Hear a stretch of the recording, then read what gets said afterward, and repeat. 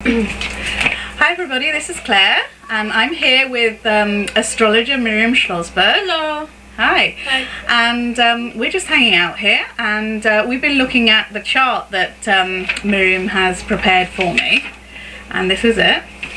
And you can see that, hold that a bit closer, and as you can see it looks pretty complicated. So that's what everybody says. So what's all this about? Like how do you begin to start reading this? Well, you know what?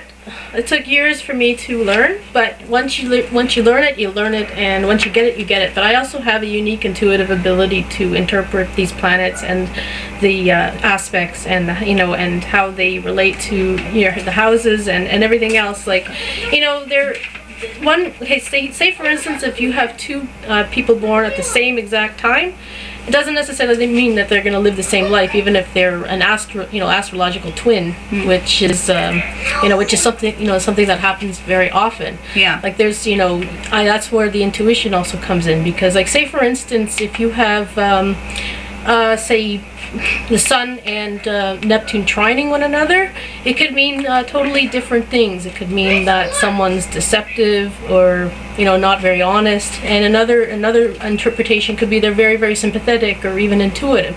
So it can mean different things. And it's not, I mean, there's a lot of detail here, but I mean, the main thing, I guess the first thing that I took out of this is it's not just your star sign, like what you read in the paper that's important, it's your rising star sign. Well, no, see, the sun sign that you have is it makes up just a fraction of who you are. It's a little bit, but you also have other aspects, like, like you have the moon sign, the ascendant, and the other planets, and the houses, and, how the planets aspect to one another, and there are other different variables in there as well. I mean, it's just there's a lot more to it than just your sun sign. That's why I don't do horoscopes. I don't write up horoscopes, because they're never, it's not, like, for me, I don't do this for entertainment. I do this to actually help people understand themselves and understand where they're going in their life and everything.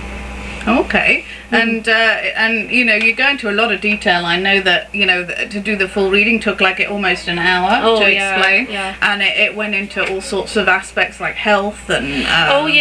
Past lives and a lot of different future events, a lot of different things. Now I also want to point out that everybody's got free will, so I don't tell you what exactly is going to happen. I'm not a fortune teller, but what I do tell you is if I say you do a 6-month transit reading, I tell you what kind of energies you're going to be facing, and when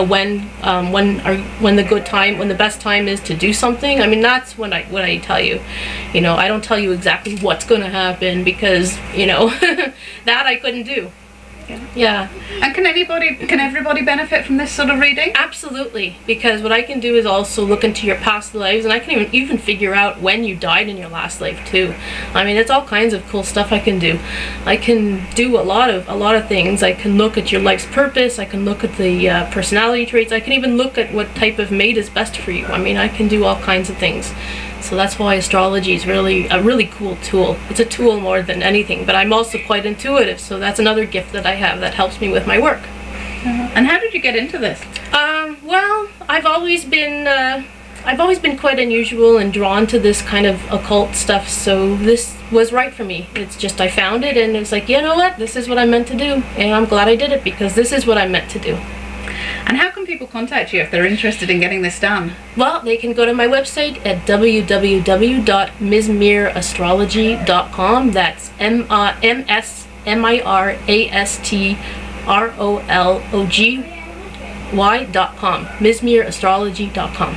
And you need to know just your time. I remember I had difficulty with this because I was actually born in England, and English birth certificates don't have times on them, and I asked my mother, I don't know, we managed to come up with something eventually, but, thanks mother.